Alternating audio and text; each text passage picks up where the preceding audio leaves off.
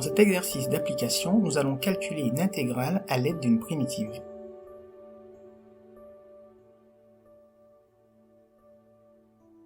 Voici donc l'énoncé de cet exercice. On nous demande de calculer deux intégrales, i et j. Voici la formule du cours que nous allons utiliser, ainsi que le formulaire des primitives usuelles. Essayez de faire l'exercice, et dès que vous aurez terminé, vous pourrez découvrir la correction détaillée.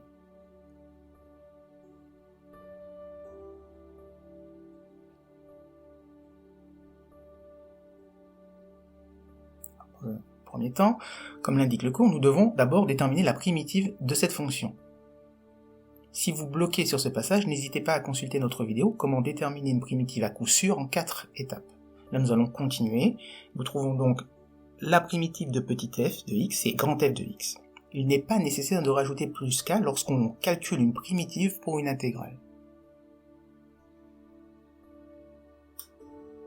Un point très important à vérifier, c'est que la fonction grand F de x, la primitive, est bien dérivable sur l'intervalle de -2 à 3. Alors comment fait-on pour vérifier qu'elle est dérivable? Tout simplement, vous la dérivez et vous regardez s'il y a des valeurs interdites, qui sont comprises dans l'intervalle de recherche. Ici, non, heureusement, donc nous pouvons continuer le calcul. C'est très important de vérifier la dérivabilité de la primitive. Et là, nous trouvons, en faisant le calcul, la valeur de i, qui vaut donc 75 sur 2.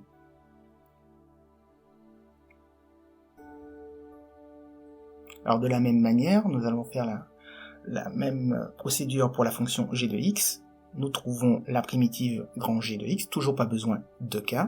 Nous trouvons la valeur de j.